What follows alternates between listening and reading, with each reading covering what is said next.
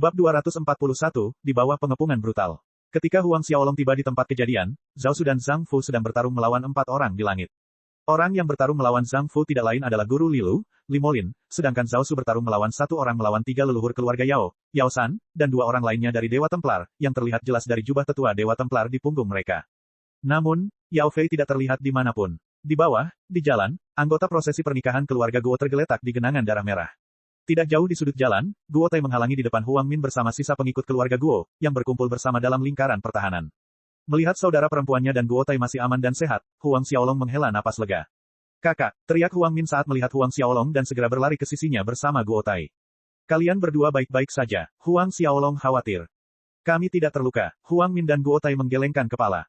Ketegangan Huang Xiaolong menghilang saat mendengar mereka tidak terluka. Pada saat ini, suara desiran angin terdengar di angkasa ketika beberapa sosok bergegas menuju medan pertempuran. Semua orang menoleh dan ternyata itu adalah Kaisar Duanren dan leluhur keluarga Guo, Guo Chen. "Kita berangkat." Melihat Kaisar Duanren dan Guo Chen sudah ada di sana, Limolin yang sedang bertarung melawan Zhang Fu melancarkan serangan telapak tangan yang kuat untuk memukul mundur Zhang Fu, sambil memberi perintah kepada rekan-rekannya. Zhang Fu langsung menerima serangan telapak tangannya. Sebuah ledakan dahsyat mendorong keduanya terpisah dan Limolin memanfaatkan kesempatan itu, menghilang dalam sekejap mata. 3 orang lainnya, Yao San dan 2 tetua Dewa Templar, melakukan hal yang sama. Ketiganya menyerang Zhao Su habis-habisan dengan serangan telapak tangan, menghilang ke dalam kehampaan setelah mendorong Zhao Su kembali. Beberapa detik setelah keempat orang itu melarikan diri, Kaisar Duanren dan Guo Chen tiba, ekspresi di wajah mereka serius, dengan amarah yang mendidih di baliknya. Terutama Guo Chen, wajahnya menjadi gelap menghadapi pemandangan tubuh murid-murid keluarga Guo yang tergeletak di genangan darah mereka sendiri. Keluarga Yao bertindak terlalu jauh. Guo Chen meraung pelan sambil menggertakkan giginya, menahan amarahnya. Kebencian yang mendalam membara di matanya. Hari ini merupakan hari yang sangat membahagiakan bagi keluarga Guo, namun Yao San begitu tidak tahu malu hingga mengabaikan status Saint Realm miliknya, menyerang Guo Tai dan para pengikutnya. Tindakan ini memancing kemarahan Guo Chen. Tiba tidak jauh di belakang Kaisar Duanren dan Guo Chen adalah Duan Wuhen dan sekelompok ahli keluarga Guo. Akan tetapi, pernikahan itu merupakan urusan penting dan tidak baik jika melewatkan saat yang tepat, maka dari itu Guo Chen memerintahkan para petinggi keluarga Guo untuk membereskan masalah tersebut sementara dia meminta pendapat Huang Xiaolong mengenai pengaturan pernikahan, dan kemudian melanjutkan dengan mengirim Guo Tai kembali ke Guo Mansion bersama Huang Min, dikawal oleh para petinggi keluarga Guo. "Tuan muda, leluhur keluarga Yao dan orang-orang itu, apakah Anda ingin kami?" Setelah kelompok Guo Tai meninggalkan tempat kejadian, Zhao Su mendekati Huang Xiaolong, bertanya. Huang Xiaolong menggelengkan kepalanya, tidak perlu mengejar. Meskipun Yao San itu hanyalah seorang Saint Third Order, dengan para ahli Dewa Templar dan bantuan Limolin, untuk mengejar dan membunuhnya bukanlah hal yang mudah. "Duanren," Huang Xiaolong menoleh ke arah Kaisar Duanren di sampingnya, "aku perlu merepotkanmu untuk mengunci kota dan mencari apakah ada Dewa Templar dan murid keluarga Yao." Kaisar Duanren menjawab dengan sopan, "Tuan muda Huang terlalu sopan, tidak masalah sama sekali. Itu adalah sesuatu yang harus kita lakukan." Huang Xiaolong menganggukkan kepalanya. Mengikuti permintaan Huang Xiaolong, Guo Chen juga mengirim para ahli keluarga Guo untuk menyisir kota kekaisaran. Sekitar 1 jam kemudian, sisa rombongan pernikahan keluarga Guo tiba di rumah Guo bersama Guo Tai dan Huang Min. Dengan tibanya Guo Tai dan Huang Min dengan selamat di rumah Guo, keluarga Huang pun berangkat. "Longer, bagaimana kalau kita mencoba berdamai dengan keluarga Yao?" Dalam perjalanan, Su Yan mengusulkan dengan wajah khawatir. Dia telah mendengar tentang leluhur keluarga Yao, Yao San dan beberapa ahli Dewa Templar yang membantai banyak anggota prosesi pernikahan keluarga Guo di tengah jalan. Huang Xiaolong menatap ibunya, menyadari kekhawatiran mendalam di wajahnya, dia menggelengkan kepalanya dan berkata, "Ibu, bahkan jika kita setuju untuk berdamai, keluarga Yao tidak akan setuju." Mengabaikan dendam pribadi yang Huang Xiaolong miliki terhadap Yao Fei, fakta bahwa Huang Xiaolong membakar fondasi keluarga Yao yang telah berdiri selama ribuan tahun Yao Manor menjadi abu tidak ada bedanya dengan membakar semua kemungkinan perdamaian di antara mereka. Lagi pula, dia tidak ingin berdamai dengan keluarga Yao. Su Yan mendesah dalam hati mendengar jawaban putranya. Padahal, jauh di lubuk hatinya, dia sudah tahu bahwa itu tidak ada gunanya dan tidak mungkin. Tapi Dewa Templar, Su Yan ragu-ragu. Saat Dewa Templar disebutkan, bahkan Huang Peng pun menunjukkan ekspresi khawatir. Sebenarnya leluhur keluarga Yao bukanlah ancaman, melainkan Dewa Templar yang berada di belakangnya. Dari percakapan Zhao Su, Zhang Fu, Yu Ming, dan Fei Hou, baik Huang Peng maupun Su Yan memahami sampai batas tertentu seperti apa keberadaan Dewa Templar yang menakutkan itu. Hegemoni tirani yang bahkan seluruh kekaisaran Duanren perlu diwaspadai. "Ibu, ayah, tenang saja, akan tiba saatnya aku akan memusnahkan Dewa Templar dengan tanganku sendiri." Huang Xiaolong mengucapkan sumpahnya perlahan. Dan hari ini tidak akan terlalu jauh lagi. Baik Huang Peng maupun Su Yan mengira Huang Xiaolong sedang menghibur mereka, jadi mereka tidak mengatakan apapun lagi tentang topik itu.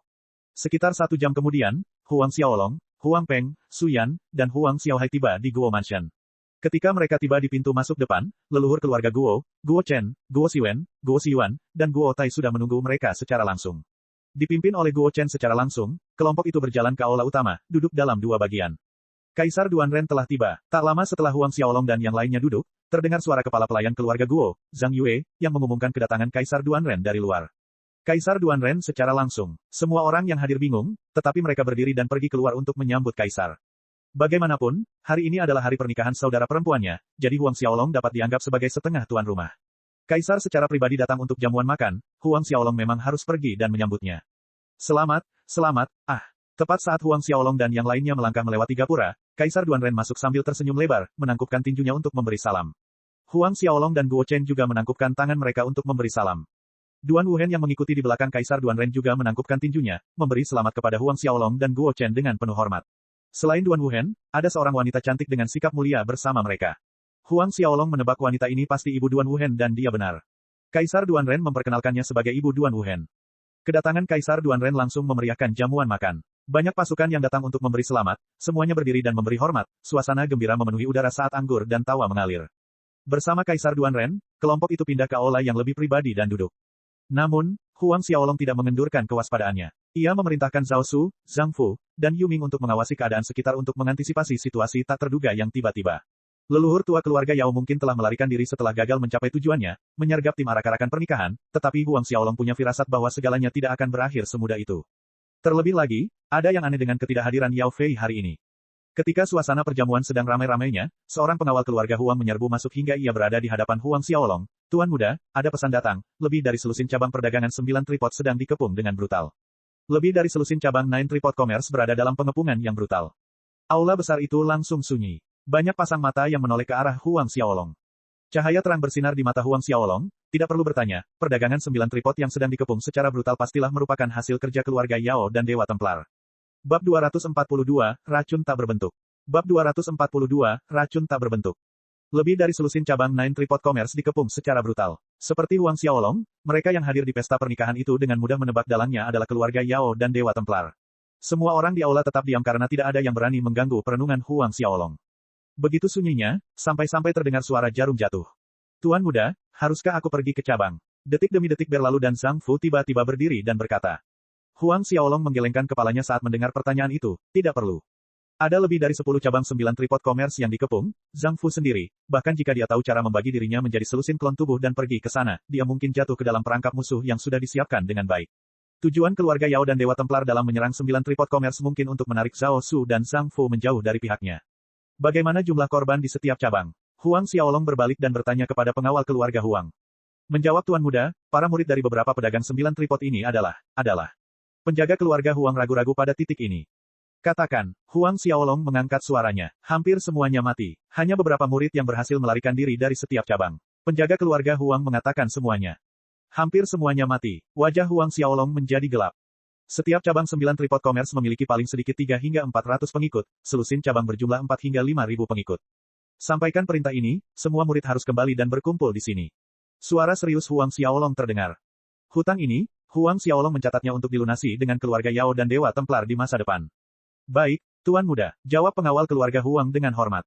Huang Xiaolong melambaikan tangan pada penjaga itu. Hari ini adalah hari pernikahan saudara perempuannya, hari yang penting baginya. Tepat pada saat ini, di halaman terbengkalai yang bobrok di bagian utara kota Kekaisaran Duanren, ruang berfluktuasi. Li Molin, leluhur keluarga Yao Yao San, dan 2 tetua Templar Dewa lainnya muncul dari kehampaan. Dan bersama mereka adalah Yao Fei dan Ao Baixue. Total ada 6 orang yang muncul. Li Molin mencibir, aku tidak menyangka bocah kecil Huang Xiaolong bisa bertahan dengan baik, menggagalkan rencana kita. Ao Baixue mengerutkan kening dalam-dalam, dengan adanya Zhao Su dan Zhang Fu, akan sulit bagi kita untuk bertindak. Yao Fei mendengus, tidak masalah meskipun Zhao Su dan Zhang Fu hadir, racun tak berwujud milikku tidak dapat dideteksi bahkan oleh ahli alam Sein tingkat tinggi. Saat Yao Fei mengatakan ini, tangannya mengeluarkan botol giok ungu tua dari cincin spasialnya. Racun tak berwujud. Kelima orang bersama Yao Fei sedikit memucat, termasuk alam Sein tingkat tinggi Li Molin. Racun tak berwujud melampaui semua racun lainnya, dan digembar-gemborkan sebagai raja racun. Konon, racun tak berwujud tidak memiliki warna, rasa, maupun bentuk. Sama sekali tidak terlihat oleh mata telanjang dan indera, bahkan para ahli alam Sein tingkat tinggi pun tidak dapat mendeteksi keberadaannya. Begitu seseorang diracuni, selain para ahli alam Sein, yang dapat menekan dan secara bertahap mengeluarkan racun dengan kekuatan Sein mereka, mereka yang berada di alam yang lebih rendah akan mati tanpa kecuali. Dan korbannya akan mengalami kesakitan bagaikan digigit jutaan semut, bagaikan ditusuk-tusuk taring tajam jutaan ular, bagaikan dicabik-cabik jiwanya oleh jutaan setan, disiksa sampai saat-saat terakhir menjelang ajal. Akan tetapi, racun tak berwujud dikatakan telah hilang lebih dari 200 tahun yang lalu, tidak seorang pun membayangkan bahwa Yao Fei akan memiliki sesuatu seperti itu, bahkan leluhur keluarga Yao, Yao San. Benar sekali, racun tak berwujud. Yao Fei mengangguk bangga, racun tak berwujud ini adalah sesuatu yang kudapatkan setahun lalu dari sebuah gua di Raven Hills. Aku sudah memerintahkan salah satu pelayan anggur Guo Mansion untuk mencampur racun ini ke dalam anggur perayaan yang disajikan hari ini di perjamuan. Cahaya kejam melintas di mata Yao Fei, ketika Huang Xiaolong, si bajingan itu, meminum anggur itu, hehe. Sebenarnya, dia sudah bisa membayangkan wajah Huang Xiaolong yang berubah karena kesakitan dan kesengsaraan. Limolin dan yang lainnya menarik napas dalam-dalam. Jika semuanya berjalan sesuai dengan apa yang dikatakan Yao Fei, hari ini, pernikahan Guo Manor akan berubah menjadi pemakaman massal. Bukan saja Huang Xiaolong akan mati tersiksa, seluruh anggota keluarga Huang, seluruh keluarga Guo dan murid-muridnya, para tamu yang datang memberi selamat pada keluarga Guo, dari para bangsawan hingga leluhur kekuatan besar maupun kecil, semuanya akan menemui ajalnya. Hanya leluhur keluarga Guo, Guo Chen, Zhao Su, Zhang Fu, dan Kaisar Duanren yang dapat bertahan hidup. Bukankah ini terlalu berlebihan? Leluhur tua Yao San berkata dengan alisnya berkerut. Duan Wuhen dan Permaisuri Fei juga ada di dalam Guo Mansion. Duan Wuhen adalah putra kesayangan Kaisar Duanren, penerus kekaisaran Duanren, sedangkan Permaisuri Fei adalah selir kesayangan Kaisar Duanren, juga ibu kandung Duan Wuhen. Jika mereka berdua meninggal secara tragis di Guo Mansion karena racun tak berwujud, kebencian mereka akan berubah menjadi perseteruan berdarah, yang ditempa hingga abadi. Jika sampai demikian, keluarga Yao tidak dapat dibangun kembali di tanah kekaisaran Duanren lagi. Yao Fei tahu apa yang dikhawatirkan leluhur keluarganya, katanya, leluhur, Duanren tidak akan membiarkan kita hidup bahkan jika kita tidak membunuh Duan Wuhen. Kalau begitu, mengapa kita harus peduli dengan Duan Wuhen? Lagi pula, kita akan menghancurkan kekaisaran Duanren cepat atau lambat, membunuh Duan Wuhen sekarang seperti mencabut salah satu lengan orang tua itu. Bukankah itu jauh lebih menguntungkan bagi kita? Mendengar ini, Yao San menganggukkan kepalanya tanda setuju. Pada saat ini, Guo Manor sekali lagi dipenuhi dengan suasana gembira. Sebagian besar, itu karena Huang Xiaolong menekan masalah yang berkaitan dengan serangan terhadap cabang Nine Tripod Commerce sehingga pesta pernikahan tidak terlalu terpengaruh. Menjelang jam 1, Guo Tai dan Huang Min, mengenakan pakaian pengantin merah cemerlang, keluar untuk membungkuk ke langit dan bumi dan memberi penghormatan kepada orang tua dan tetua di bawah bimbingan petugas ritual. Sujud pertama kepada langit dan bumi. Teriak petugas ritual itu dengan suara sekeras-kerasnya. Setelah Guo Tai dan Huang Min selesai melakukannya, petugas ritual melanjutkan, sujud kedua kepada orang tua. Menyaksikan dua pemuda, Huang Peng dan Su Yan, Guo Xiyuan, serta para tetua, termasuk Huang Xiaolong dipenuhi sorak-sorai. Selesai memberi hormat kepada orang tua, Guo Tai dan Huang Min membuat penghormatan ketiga dan terakhir satu sama lain sebagai suami istri. Dengan demikian, upacara telah selesai. Bagus sekali, mari kita pindah ke tempat duduk dan mulai perjamuannya. Beberapa saat kemudian, leluhur keluarga Guo, Guo Chen mengumumkan. Huang Xiaolong mengangguk. Melihat Huang Xiaolong mengangguk, semua orang berjalan menuju meja mereka, termasuk para tamu yang menunggu di aula luar, yang terdiri dari para patriark dari seluruh kerajaan di Kekaisaran Duanren. Guo Xiyuan memerintahkan kepala pelayan Zhang Yue untuk menyajikan anggur dan hidangan setelah mendapat persetujuan dari ayahnya, Guo Chen. Ya, Zhang Yue menjawab dengan hormat. Dia berbalik dan berteriak, sajikan anggur dan hidangannya. Sajikan anggur dan hidangannya. Para pelayan keluarga Guo mulai beraksi, piring demi piring berisi hidangan dan kendi berisi anggur dibawa ke meja para tamu. Tidak butuh waktu lama bagi mereka untuk memenuhi meja dengan hidangan yang harum dan berwarna-warni. Ada 16 jenis hidangan di setiap meja, setiap hidangan lezat dari daratan dan lautan yang dapat dibayangkan, tawar yang memenuhi udara. Namun, ketika Guo Tai berdiri sambil memegang gelas anggur di tangannya untuk bersulang bersama Huang Peng, Huang Xiaolong, dan yang lainnya, suara Huang Xiaolong terdengar tajam, tunggu. Kejadian itu terlalu tiba-tiba hingga membuat para tamu terkejut, semua menoleh ke arah Huang Xiaolong. Di hadapan semua orang, Huang Xiaolong mengisap kendi anggur ke tangannya dengan satu tangan, ada yang salah dengan anggurnya. Apa, ada yang salah dengan anggurnya? Semua yang hadir terkejut. Ini, Guo Chen, Kaisar Duanren, Zhao Su, Zhang Fu saling bertukar pandang dengan bingung. Sebelum mereka sempat berkata apa-apa, cahaya biru dan hitam yang menyilaukan melesat keluar bagaikan kilat dari tubuh Huang Xiaolong, memperlihatkan roh bela diri naga kembarnya di belakangnya. Kedua naga biru dan hitam itu menghisap kendi anggur, menarik untaian cahaya ungu gelap dari kendi anggur, berkumpul di udara di atas, berubah menjadi bayangan iblis yang samar-samar, menjerit melengking, membuat semua orang bergidik. Jam 11 pagi 1 siang. Bab 243, dipromosikan menjadi gadis suci. Bab 243, dipromosikan menjadi gadis suci. Menyaksikan cahaya ungu gelap misterius terbang keluar dari kendi anggur ke udara, membentuk bayangan aneh iblis yang melolong, semua orang yang hadir menjadi pucat pasi karena ini adalah sesuatu yang hanya bisa dicapai oleh racun yang paling beracun. Asap beracun berbentuk seperti iblis. Melihat asap berbentuk iblis berwarna ungu gelap di udara, sesuatu terlintas di benak Zhao Su, teringat sesuatu. Dia berkata, ini racun tak berwujud. Racun tak berbentuk. Para leluhur keluarga dan bangsawan sama-sama menjadi pucat pasi karena terkejut saat mendengar racun tak berwujud. Kaisar Duanren dan Guo Chen melompat berdiri karena terkejut. Racun tak berbentuk, ini, bagaimana ini bisa terjadi? Bukankah racun tak berwujud sudah menghilang lebih dari 200 tahun yang lalu? Bagaimana bisa muncul di sini? Gelombang keterkejutan, kebingungan, dan kegelisahan melanda para tamu. Kebanyakan dari mereka adalah leluhur dari pasukan kecil dan besar atau bagian dari keluarga kerajaan, pengetahuan mereka jauh melampaui rakyat jelata, oleh karena itu banyak dari mereka yang tahu satu atau dua hal tentang racun tak berwujud ini, bahkan Huang Xiaolong yang biasanya tenang di permukaan memiliki riak keterkejutan di wajahnya. Sebelumnya, roh bela diri naga kembar di tubuhnya gelisah karena suatu alasan yang tidak dapat dipahaminya. Merasa aneh dengan perilaku mereka, Huang Xiaolong mengikuti perasaan mereka dan mengunci kendi anggur yang disajikan oleh para pelayan keluarga Guo. Ada masalah dengan anggurnya. Huang Xiaolong dengan tegas menyimpulkan temuannya tepat saat Guo Tai mengangkat gelas anggurnya untuk bersulang, itulah sebabnya Huang Xiaolong berbicara singkat untuk menghentikan mereka minum. Pada saat itu, Huang Xiaolong tidak tahu bahwa anggur itu dicampur dengan racun tak berwujud. Itu sebenarnya racun tak berwujud. Setelah sepersekian detik terkejut, kilatan ganas bersinar di pupil Huang Xiaolong, niat membunuh di hatinya membumbung tinggi. Huang Xiaolong bukan satu-satunya orang dengan niat membunuh yang kuat, Kaisar Duanren, Guo Chen, Zhao Su, Zhang Fu, dan para leluhur dari banyak keluarga pasukan yang hadir memiliki haus darah kemerahan yang sama di mata mereka. Siapa itu? Beraninya mereka menaruh racun ke dalam anggur perayaan di rumah besar keluarga Guo.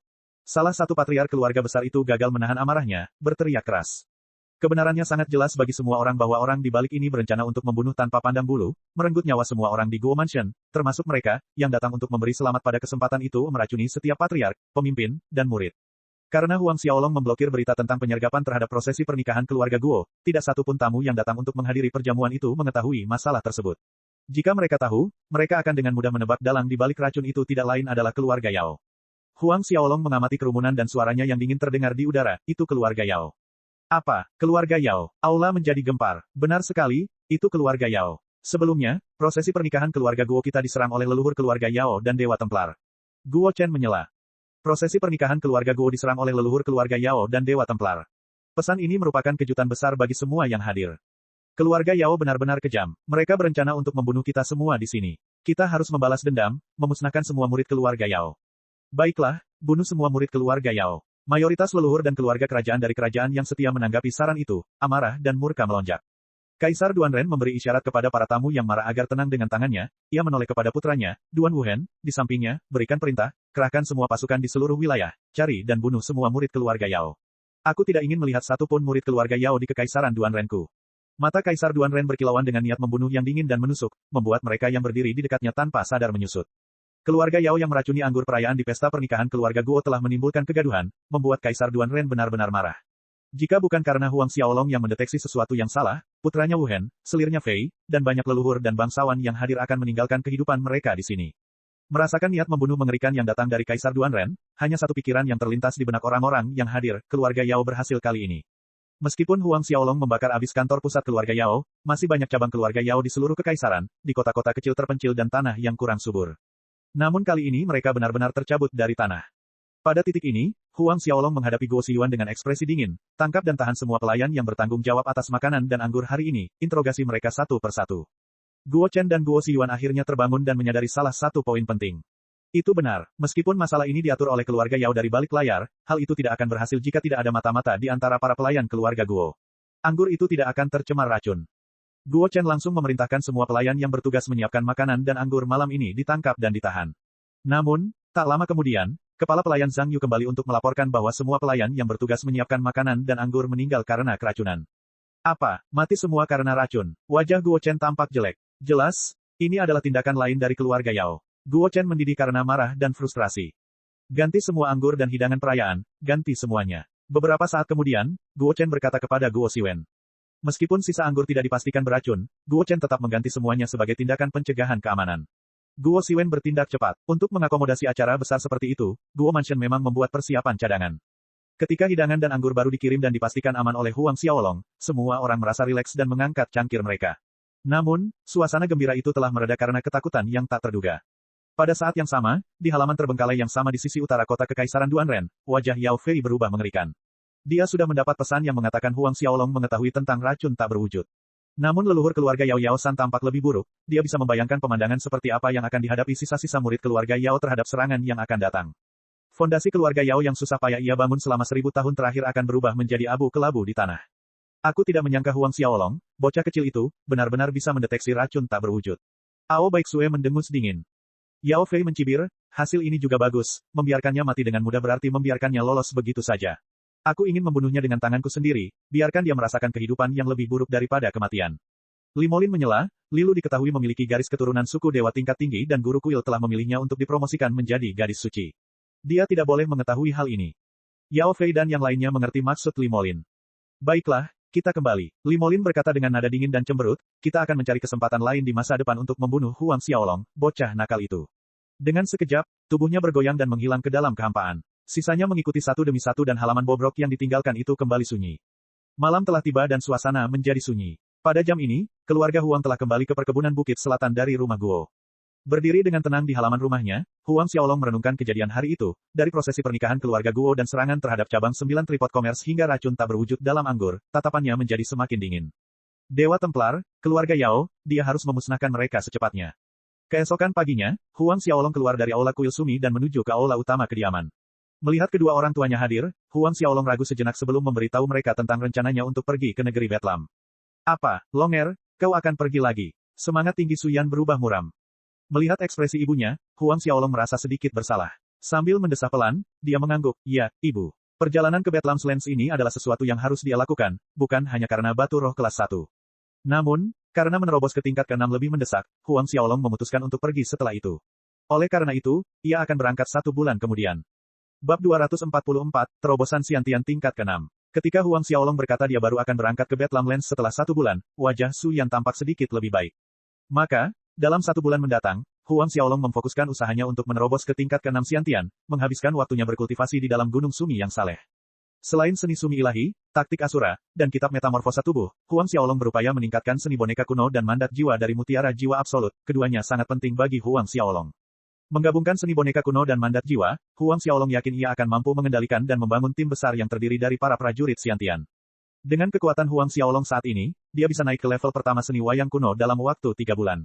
Saat itu, dia akan mampu memurnikan boneka Xiantian tingkat ke-6, bahkan mungkin tingkat ke-7.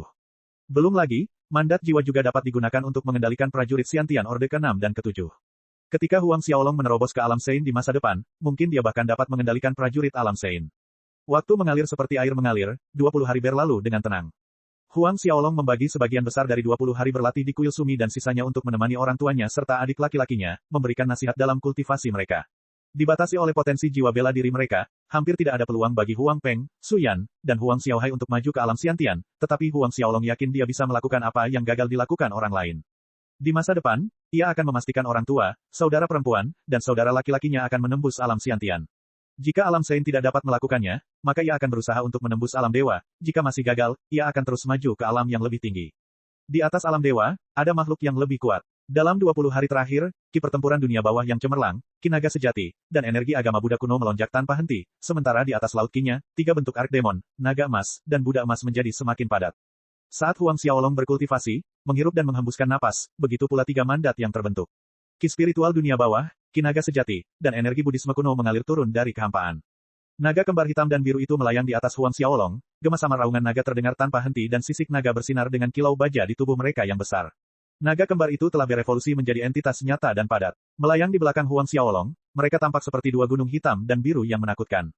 Pada hari ini, Huang Xiaolong mulai berlatih seperti biasa. Setelah meminum setetes eliksir Buddha geosentris, ia melangkah ke formasi 10 Buddha di tengah aula kuil dan mulai berlatih seni Sumi ilahi, sementara taktik Asura dan kitab suci metamorfosa tubuh berjalan bersamaan. Setelah berbulan-bulan berlatih di dalam formasi 10 Buddha, Huang Xiaolong menyadari ada manfaat tambahan, selain terhubung dengan energi Buddhisme di dunia Buddha, formasi 10 Buddha memungkinkan orang yang berkultivasi untuk memasuki keadaan kekosongan yang halus. Memasuki keadaan ini, kultivasi Huang Xiaolong tampak lebih lancar dan cepat. Setiap kali di akhir latihannya, Huang Xiaolong merasakan jiwa dan fisiknya menjalani pembersihan lagi, seperti ritual penyucian. Saat Huang Xiaolong melanjutkan latihan pernafasannya, ki pertempuran dunia bawah, ki naga sejati, dan energi Buddhisme kuno terus mengalir di meridiannya, sedangkan di laut kinya, 3 energi yang berbeda itu mengapung dan kokoh. 3 energi dahsyat menghantam penghalang tingkat ke-6, menyebabkan rasa sakit yang membelah jiwa menyebar ke seluruh tubuh Huang Xiaolong. Huang Xiaolong tahu sudah waktunya. Dengan cepat mengumpulkan fokusnya, Huang Xiaolong berusaha sekuat tenaga untuk menekan rasa sakit yang menjalar di setiap inci tubuhnya. Rasa sakit yang merobek itu datang lagi dan lagi saat Huang Xiaolong bertahan, menghantam penghalang Xiantian tingkat ke-6 lagi dan lagi. Memasuki alam Xiantian, terutama alam Xiantian tingkat menengah, setiap kemajuan tingkatan bagaikan pertempuran berat. Rasa sakit yang menyertainya 10, 100 kali lipat dari apa yang dialami seorang prajurit Haltian, begitu hebatnya sehingga bahkan seseorang yang berkemauan keras seperti Huang Xiaolong hampir tidak dapat menggertakkan giginya dan menahan rasa sakit yang membelah jiwa. Hal itu berlangsung selama beberapa saat, dan tiba-tiba, tubuh Huang Xiaolong bergetar ketika suara pecah bergema di dalam. 3 cahaya berbeda meledak dari tubuh Huang Xiaolong, memenuhi seluruh ruang kuil Sumi. Orde ke-6, dia berhasil menerobos. Ki pertempuran dunia bawah, Ki naga sejati, dan energi budisme kuno bersorak ke dalam rute meridian Xiantian Orde ke-6 Huang Xiaolong. Cahaya terang meledak dari naga kembar yang melayang di atas, sisik naga berguguran seperti daun musim gugur dan tumbuh kembali saat tubuh mereka membesar. Semangat bela diri naga kembar Huang Xiaolong berevolusi setiap kali ia menerobos Ordo Xiantian. Huang Xiaolong terus menjalankan seni sumi ilahi, taktik asura, dan kitab metamorfosa tubuh, berhenti hanya ketika tanda-tanda terobosan mulai stabil. Menenggelamkan indera spiritualnya untuk memeriksa kondisi tubuhnya, Huang Xiaolong sangat gembira, dia maju. Mencapai Orde ke-6 Xiantian, maka Orde ke-7 semakin dekat dalam genggamannya. Selama dia mencapai Xiantian Seven Order, dia adalah seorang prajurit Xiantian tingkat tinggi.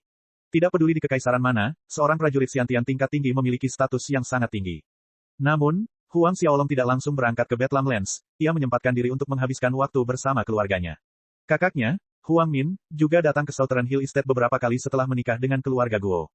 Melihat pasangan pengantin baru ini bersikap manis dan menawan, Huang Xiaolong merasa senang dan puas. Kakaknya telah memilih orang yang tepat.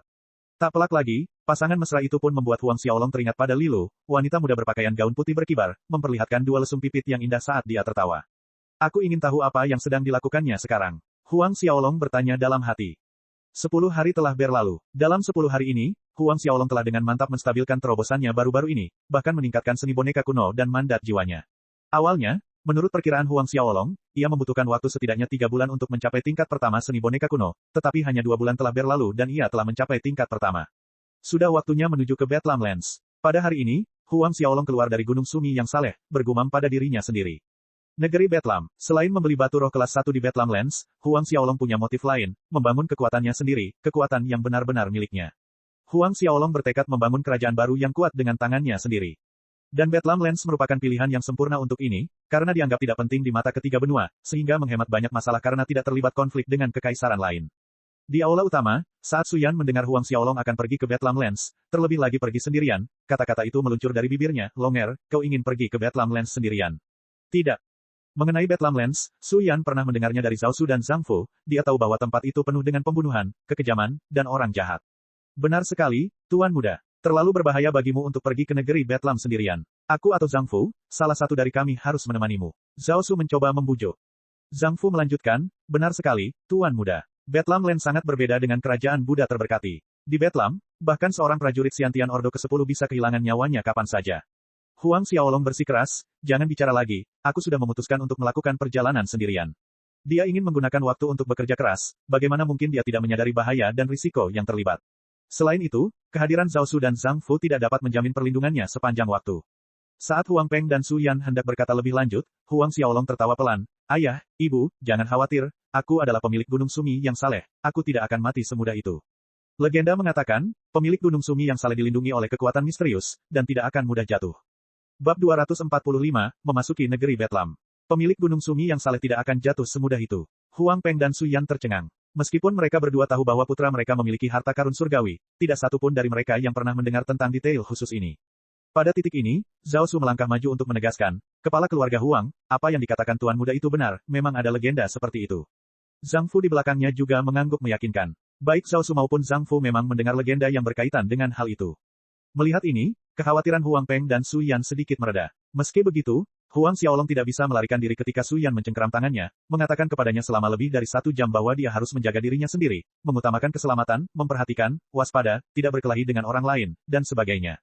Huang Xiaolong tersenyum kecut dalam hatinya saat dia dengan sabar mendengarkan omelan ibunya yang berlangsung lebih dari 1 jam. Hampir 2 jam kemudian, Huang Xiaolong mengucapkan selamat tinggal kepada 4 orang yang menatapnya, Huang Peng, Su Yan, Zhao Su, dan Zhang Fu. Huang Xiaolong meninggalkan kota kekaisaran Duanren dengan berjalan kaki, ia memiliki roh bela diri naga kembar terbang dan gunung Sumi yang saleh, oleh karena itu ia tidak memerlukan tunggangan.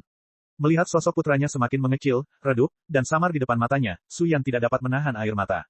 Semuanya akan baik-baik saja, jangan menangis. Longer berjanji, dia akan kembali dalam waktu 2 tahun. Huang Peng memeluk bahu istrinya, menenangkannya. Su Yan mengangguk, menyeka air matanya. Lalu tiba-tiba dia menambahkan, aku penasaran bagaimana keadaan anak itu, Lilu. Huang Peng terkejut mendengar topik yang tiba-tiba itu, tetapi dia berkata, jangan khawatir, Longer dan dia pasti akan bersama. Su Yan menganggukkan kepalanya lagi. Mereka berempat berbalik dan kembali ke Southern Hill Estate beberapa saat kemudian. Pada saat ini, di sebuah kerajaan tertentu di bawah wilayah Kekaisaran Duanren, Yao Fei sedang mendengarkan laporan bawahannya. Cahaya kegembiraan yang kejam melintas di pupil matanya, kau sangat yakin, Huang Xiaolong meninggalkan kota Kekaisaran Duanren sendirian. Ya, Tuan Muda, tidak salah lagi. Bawahan itu menjawab dengan hormat, Zhao Su dan Zhang Fu tidak mengikutinya, keduanya masih berada di perkebunan Bukit Selatan. Yao Fei tertawa terbahak-bahak saat mendengarnya, Huang Xiaolong, oh Huang Xiaolong, kali ini aku akan melihat bagaimana kau bisa lolos dari tanganku. Dia menoleh ke arah bawahannya lagi, apakah kau sudah tahu kemana dia pergi? Belum, imbu bawahannya, tapi dia sedang menuju ke arah tenggara. Arah tenggara, Yao Fei mengulanginya pada dirinya sendiri, dia berbalik dan berkata, terus suruh orang-orang mengawasi pergerakan Southern Hill Estate, pergi. Dia melambaikan tangan kepada bawahannya setelah selesai memberikan instruksi. Bawahan itu memberi hormat sebelum keluar. Arah tenggara, sosok Yao Fei melompat ke udara, menghilang dalam sekejap saat ia terbang ke tenggara, menembus angkasa. 10 hari kemudian, Yao Fei mendarat di sebidang tanah kosong. Saat kakinya menyentuh tanah, Yao Fei mengepalkan tinjunya dengan marah, menghancurkan bukit kecil setinggi 100 zang yang tidak jauh dari sana menjadi berkeping-keping. Selama 10 hari terakhir, dia mengejar dan melacak, tetapi belum lagi bayangan Huang Xiaolong, dia bahkan tidak dapat menemukan sehelai rambut pun yang ditinggalkan Huang Xiaolong di sepanjang jalan. Menurut laporan bawahannya, Huang Xiaolong dipastikan sedang melakukan perjalanan ke arah tenggara yang sama, tetapi 10 hari. Dia telah mengejar Huang Xiaolong selama 10 hari dan dia tidak menyadari sedikit pun kehadiran Huang Xiaolong. Huang Xiaolong, aku tidak percaya kau bisa bersembunyi di bawah langit dan bumi ini. Yao Fei menggeram dengan ganas, dan menghilang dari tempat itu, melanjutkan pengejarannya. Dia telah menunggu lama untuk kesempatan seperti ini, dia tidak akan melepaskannya begitu saja. 1 bulan kemudian, di udara dekat salah satu perbatasan Springfound Empire, dengan sekejap, siluet Huang Xiaolong muncul. Melihat langit yang gelap, Huang Xiaolong mengamati sekelilingnya. Setelah memutuskan tempat untuk beristirahat malam, ia melompat ke salah satu bukit di depan. Ia akan melanjutkan perjalanannya besok. Huang Xiaolong tidak menyadari bahwa Yao Fei mengejarnya. Selama 1 bulan ini, ia bepergian menggunakan Gunung Sumi yang suci, mengendalikannya untuk terbang saat ia berlatih di pusat formasi 10 Buddha. Sepotong batu roh tingkat surga yang diberikan oleh Si Fantian, Huang Xiaolong menggunakannya sebagai sumber energi formasi 10 Buddha. Batu roh tingkat surga tidak diragukan lagi berharga, tetapi bagi Huang Xiaolong tidak ada yang lebih penting daripada meningkatkan kekuatannya. Hanya dengan menjadi lebih kuat, ia dapat memiliki kualifikasi untuk berdiri di puncak dunia roh bela diri. Jika tidak, apa yang disebut kekayaan dan kekuasaan ini tidak lebih dari sekadar fatamorgana. Dan karena dia berkultivasi di dalam Gunung Sumi yang saleh, Huang Xiaolong secara tidak sengaja menghindari kejaran Yao Fei. Gunung Sumi yang saleh pada dasarnya adalah ruang yang berdiri sendiri, yang memutus segala bentuk pelacakan dari luar. Belum lagi Yao Fei, yang merupakan puncak ordo ke-10 Xiantian akhir, bahkan ahli alam Sein awal pun tidak dapat merasakannya. Mendarat di sekitar hutan kecil, Huang Xiaolong memilih tempat, mengerahkan tenaga dalamnya, dan membuat api unggun. Cuaca musim dingin belum berlalu dan dengan api unggun kecil yang menyala, area itu dengan cepat menjadi hangat, mengusir hawa dingin yang masih ada. Jika kitab metamorfosa tubuhku mencapai tahap 12, mencapai kesempurnaan, akankah aku benar-benar mampu memadatkan inti sejati? Huang Xiaolong merenung sambil melihat api yang menyala, tangannya bergerak untuk mengambil kendi anggur sapiditas dari cincin Asura. Hanya beberapa hari lagi dan kitab metamorfosa tubuhnya akan maju ke tahap 11, bentuk pertarungan. Selama ia berada di bumi, penjelasan yang diwariskan oleh para leluhurnya menyatakan bahwa dengan menyelesaikan 12 tahap kitab metamorfosa tubuh, seseorang akan memasuki alam kesempurnaan kecil dan kekuatan internal ki sejati di dalam dantian mereka akan berevolusi menjadi energi esensi sejati. Setelah itu, energi esensi sejati kemudian akan membangun kembali dan meningkatkan potensi fisik tubuh hingga seseorang akan tetap tampak awet muda. Selain itu, bahkan menambah tahun dalam rentang hidup seseorang. Pada saat itu, dantian Huang Xiaolong juga akan berubah menjadi inti batin. Dengan inti sejati di dalam, ia akan tumbuh dan berkembang biak dengan sendirinya, menyerap energi spiritual setiap saat, yang berarti Huang Xiaolong dapat mengolah kekuatan internalnya setiap saat. Hal terpenting adalah setelah dantian berevolusi menjadi inti sejati di dalam, Huang Xiaolong dapat terbang dengan pedang. Terbang dengan pedang, menurut perkiraan Huang Xiaolong, akan jauh lebih cepat daripada terbang dengan naga biru. Menurut legenda kuno, praktisi yang berhasil membentuk inti internal dapat terbang sejauh 10.000 li dalam sehari dengan pedang mereka. Ada juga taktik Asura, aku hampir berhasil menembus tahap keempat. Huang Xiaolong bergumam pada siapapun. Taktik Asura. Memasuki tahap keempat, Huang Xiaolong dapat membuka mata neraka, yang dapat melihat semua ilusi, menembus semua penghalang ruang, hingga dapat melihat gunung lain di balik gunung. Belum lagi, mata neraka memiliki serangan spiritual yang aneh. Jika Huang Xiaolong membuka mata neraka, itu berarti ia memiliki kartu truf lain di tangannya. Yang lebih penting, itu akan menyelamatkannya dari banyak masalah. Pagi pun tiba dan Huang Xiaolong melompat, melayang di udara, melanjutkan perjalanannya menuju Bedlam Lands. 3 bulan berlalu, Huang Xiaolong akhirnya melintasi benua angin salju dan tiba di tanah Bedlam. Selain terburu-buru dalam perjalanan, ia menghabiskan sebagian besar dari 3 bulan itu untuk berkultivasi di kuil Sumi, sehingga terhindar dari masalah yang tidak perlu. Hanya kadang-kadang, ketika Huang Xiaolong berada di alam liar, ia akan bertemu dengan beberapa kelompok bandit kecil yang mengira Huang Xiaolong sebagai seorang pengembara yang rentan. Semuanya dengan mudah dibereskan oleh Huang Xiaolong. Kekuatan Huang Xiaolong saat ini memungkinkannya untuk dengan mudah menghadapi dua Xiantian Orde ke-7 rata-rata tanpa banyak mengeluarkan keringat. Ini adalah Bedlam Lens. Huang Xiaolong menatap hamparan tanah kering di depannya, pasir dan debu bergulung-gulung ditiup angin kering. Begitu dia melangkah ke tanah itu, Huang Xiaolong merasakan aura kematian yang kuat di udara serta energi iblis dan haus darah, kejahatan, dan kesedihan yang tak terlukiskan. Huang Xiaolong mengerahkan kekuatan internal dan ki tempurnya, dengan waspada bersiap menghadapi kejadian tak terduga. Ia bergerak maju perlahan, tanpa tergesa-gesa, ke utara, tempat kota dosa berada, di bagian paling utara negeri Bedlam. Aura kematian di depan dan bau darah terlalu pekat. Setelah terbang selama 2 jam, Huang Xiaolong tiba-tiba berhenti. Kewaspadaannya melonjak. Bab 246, haruskah kita menghibur anak ini? Bab 246, haruskah kita menghibur anak ini? Mendeteksi aura kematian yang pekat dan bau darah berkarat yang kuat, Huang Xiaolong melambat. Saat dia semakin dekat, bau kematian di udara menjadi lebih pekat dan bau darah menyesakkan. Aura kematian yang pekat sekali. Jantung Huang Xiaolong menegang waspada. Kepadatan aura kematian ini hanya dapat terbentuk dari beberapa ratus ribu orang yang meninggal di tempat yang sama, bahkan mungkin jutaan. Jadi, hanya ada satu kemungkinan, area di depan adalah medan perang. Bau darah yang menyengat menandakan ada perang yang sedang berlangsung di depan. Huang Xiaolong menyebarkan indera spiritualnya, dan 10 menit kemudian, ia mendarat di atas sebuah bukit kecil. Melihat dari titik yang lebih tinggi, Huang Xiaolong memang melihat orang-orang bertarung di dataran luas di kejauhan. Dibedakan oleh warna merah dan kuning, dua pasukan, bersenjata lengkap dengan pedang dan tombak, terlibat dalam pertempuran sengit, kuda jantan meraung dari jarak ratusan mil, jeritan mengerikan diselingi dengan raungan yang mengamuk. Teriakan perang mengguncang langit, aura kematian dan bau darah pekat berkumpul di atas medan perang menjadi gumpalan awan merah gelap awan roh orang mati. Meskipun kekaisaran-kekaisaran di dekatnya tidak berniat menaklukkan negeri Bedlam, di negeri Bedlam setidaknya ada 10.000 kota yang dikuasai oleh berbagai kekuatan atau sekte. Kekuatan-kekuatan kecil menguasai satu kota, kekuatan-kekuatan yang lebih besar menguasai 2 kota atau lebih, dan hegemoni-hegemoni yang lebih tirani menguasai 10 kota atau lebih. Perang biasa terjadi di antara kedua kota ini. Saat ini, penguasa sebuah kota bisa jadi adalah keluarga tertentu, tetapi ketika matahari bersinar besok atau bulan depan, penguasa kota itu bisa saja telah diganti. Oleh karena itu, pemandangan pertempuran di depannya tidak mengejutkan Huang Xiaolong. Melihat awan merah tua yang kaya akan aura kematian dan energi darah di langit, sebuah ide terlintas di benak Huang Xiaolong. Semua awan roh mati ini, pada dasarnya, terbentuk dari ki jiwa darah, yang paling menguntungkan bagi Huang Xiaolong untuk berlatih cakar setan Asura. Selama bertahun-tahun, Huang Xiaolong lebih banyak mengesampingkan keterampilan bertarung ini karena kebutuhan ki darah dan jiwanya. Namun, kekuatan cakar iblis Asura tidak dapat disangkal. Ada 5 gerakan cakar iblis Asura, dan masing-masing memiliki efek yang mengguncang bumi. Salah satu dari gerakan tersebut yang mencapai penyelesaian utama akan memiliki kekuatan yang lebih merusak daripada keterampilan pedang Asura. Huang Xiaolong segera mengalihkan energinya sesuai dengan teknik cakar setan Asura. 10 jarinya ditekuk menjadi cakar dan kekuatan hisap diarahkan ke kelompok awan merah gelap di langit. Seketika, untaian energi gelap melayang turun ke tangan Huang Xiaolong. Aliran energi gelap terus mengalir ke tangan Huang Xiaolong, diserap ke dalam tubuhnya, dan beredar di sepanjang pembuluh darah.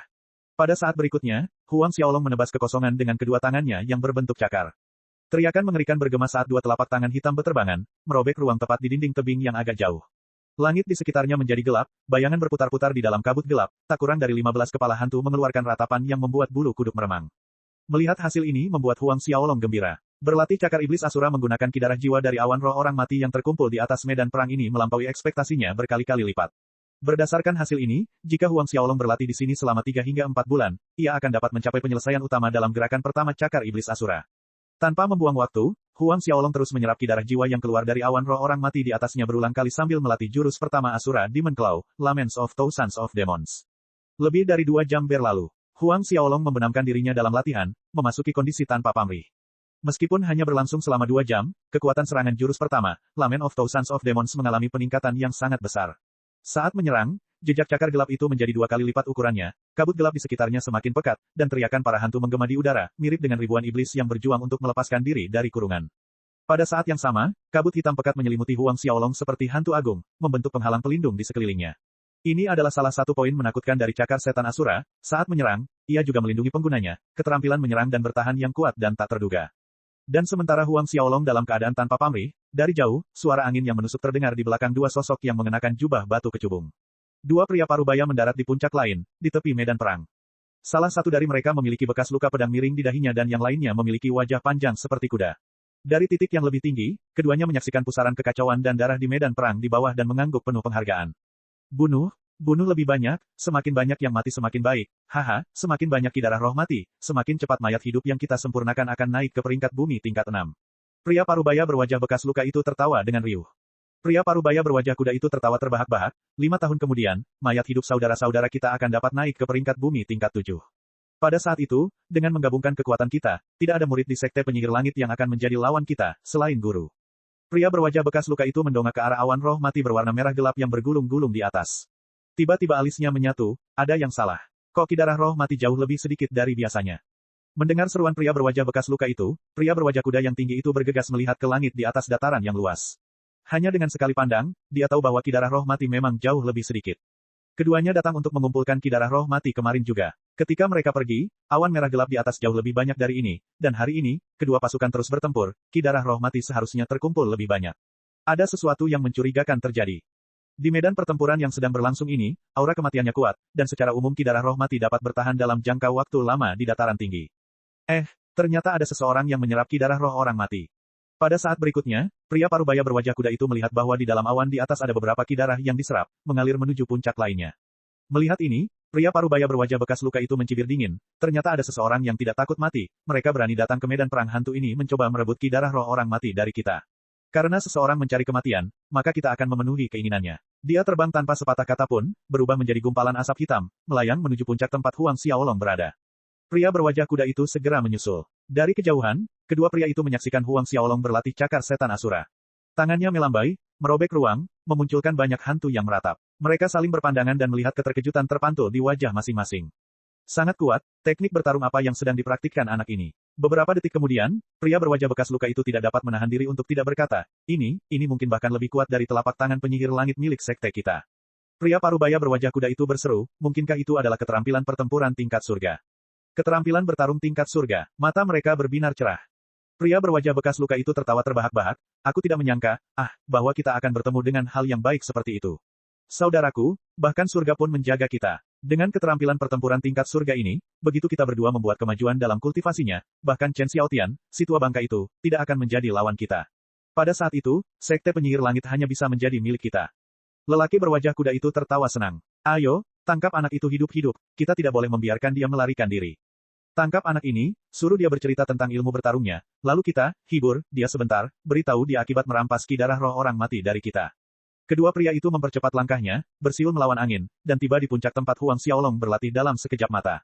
Satu di depan dan satu di belakang, menghalangi semua rute pelarian Huang Xiaolong, mencegahnya melarikan diri. Mendarat di tanah, kedua pria itu perlahan mendekati Huang Xiaolong. Bab 247, tidak bersedia. Bab 247, tidak bersedia. Baru setelah kedua orang itu mendekat dalam jarak 100 meter, Huang Xiaolong perlahan-lahan mengakhiri latihannya. Menggabungkan aliran cakar iblis asura di dalam tubuhnya, Huang Xiaolong mengamati dua orang yang mendekat, satu dari depan dan satu dari belakangnya. Sebenarnya, Huang Xiaolong telah menyadari mereka saat mereka muncul di puncak lainnya, namun, karena mereka berdua hanya berada di Xiantian tingkat ke-6, Huang Xiaolong tidak lagi memperhatikan mereka. Pada titik ini, kedua pria parubaya itu menghentikan langkah mereka 10 meter dari Huang Xiaolong dan berdiri diam. Mata lelaki berwajah penuh luka itu mengamati Huang Xiaolong dari atas ke bawah sementara bibirnya melengkung membentuk senyum ramah. Adik kecil ini, bolehkah aku tahu kamu dari sekte mana, bagaimana aku harus memanggilmu? Walaupun lelaki berwajah bekas luka itu sudah berencana untuk menangkap Huang Xiaolong dan memaksakan jurus bertarung itu keluar dari mulutnya, dia tidak terburu-buru melakukannya sebelum dia mempunyai gambaran mengenai latar belakang Huang Xiaolong, misalnya, sekte mana yang dianut Huang Xiaolong. Sekte Sky Magi tidak lemah menurut standar Bedlams, tetapi tetap saja, sebelum keberadaan hegemoni tertentu mereka tidak ada bedanya dengan semut yang tidak berarti. Secara kebetulan, pemuda ini adalah salah satu murid keberadaan itu, atau lebih buruk lagi, murid inti, pria berwajah bekas luka itu akan berpikir dua kali sebelum bergerak. Kalau tidak, kalau dia tanpa sengaja memprovokasi eksistensi tirani, dia berisiko berubah menjadi terak. Huang Xiaolong sudah tahu apa yang dipikirkan kedua orang ini dari raut wajah mereka. Sambil mencibir diam-diam, dia mengulangi dengan nada pendiam, murid sekte mana? Lelaki berwajah kuda itu menampakkan senyum ramah, ya, siapa tahu, mungkin Tuan Lil, bro adalah teman lama Tuan kita. Kau terlalu banyak berpikir, aku tidak termasuk sekte manapun di negeri Bedlam. Huang Xiaolong menyela, jadi, kau tidak perlu khawatir tentang hal-hal yang tidak penting setelah membunuhku. Baik lelaki setengah baya berwajah bekas luka maupun berwajah kuda itu tercengang, tak seorang pun menyangka ucapan Huang Xiaolong akan begitu, terus terang. Mereka bertukar pandang, ada sedikit keraguan di mata mereka saat perhatian mereka kembali tertuju pada Huang Xiaolong. Bukan milik Bedlam Lens. Lalu, dari mana datangnya rasa percaya diri pemuda ini? Keduanya tahu bahwa Huang Xiaolong hanyalah seorang ahli Xiantian tingkat ke-6, sedangkan mereka berdua adalah ahli Xiantian tingkat ke-6. Dengan mereka bergabung untuk menyerang, pemuda ini tidak memiliki kesempatan untuk melarikan diri. Lakukan gerakanmu. Sementara keduanya masih bingung, Huang Xiaolong berbicara lagi, aku memberimu satu kesempatan, membiarkanmu melakukan gerakan pertama. Mendengar ini, mereka berdua mengerutkan kening saat mereka menatap Huang Xiaolong, kebingungan dan kewaspadaan meningkat saat mereka saling bertukar pandang. Namun, tidak ada yang bergerak. Huang Xiaolong menggelengkan kepalanya dan tersenyum sinis melihat keraguan kedua orang ini. Bukankah kalian berdua penasaran untuk mengetahui apakah aku sedang berlatih keterampilan pertempuran tingkat surga? Aku dapat memberitahu kalian sekarang, itu memang keterampilan pertempuran tingkat surga, dan itu bukan sekadar keterampilan pertempuran tingkat surga tingkat rendah. Bukan hanya makhluk rendahan tingkat surga. Mata mereka bersinar terang. Sebelum mereka menyadari apa yang terjadi, Huang Xiaolong melompat, kedua tangannya membentuk cakar dan menebas ke arah yang berlawanan. Dari serangan Huang Xiaolong, dua bayangan cakar gelap yang besar merobek ruang, kabut hitam bergulung-gulung saat belasan hantu jahat menjerit dengan ganas. Cahaya di sekitarnya pun padam. Melihat dua telapak tangan hitam besar yang membidik mereka, para lelaki setengah baya berwajah bekas luka dan berwajah kuda itu terkejut, langsung melompat mundur untuk menghindar, melepaskan ki tempur mereka di waktu yang sama, mengarahkan tinju untuk menangkis serangan Huang Xiaolong. Tinju mayat langit, mayat hidup liar, kedua pria itu berteriak pada saat yang sama. Serangan mereka diselimuti aura kematian yang nyata, disertai bau busuk yang menyengat di udara, mirip mayat membusuk berusia ratusan tahun yang terbujur kaku. Dalam sepersekian detik, jejak tinju mereka bertabrakan dengan jejak telapak tangan Huang Xiaolong. Ledakan, sebuah benturan keras bergema seperti derak petir yang penuh dendam. Arus udara berguncang hebat, meledak ke empat arah, pasir dan debu beterbangan saat garis retakan berkelok-kelok di permukaan puncak, semakin dalam menjadi retakan. Yang paling membuat kedua lelaki itu ngeri adalah bahwa cakar setan asura milik Huang Xiaolong tidak menghilang setelah tabrakan, sebaliknya malah terus menyerang mereka. Tepat saat mereka ingin menghindar, jejak cakar hitam sudah tiba di hadapan mereka, menghantam tubuh mereka dengan tepat. Kedua lelaki itu jatuh ke tanah sambil menjerit tragis, mengangkat lapisan debu dan pasir lainnya. Puff! Mereka jatuh menghantam tanah, darah menyembur dari mulut mereka, mewarnai tanah kuning kering menjadi merah tua. Kau tidak mungkin. Dua pria menatap Huang Xiaolong dengan takut, ada keterkejutan, ketidakpercayaan, dan ketakutan yang jelas di mata mereka. Keduanya adalah Xiantian tingkat ke-6, namun dalam serangan gabungan, merekalah yang terluka parah oleh pemuda itu.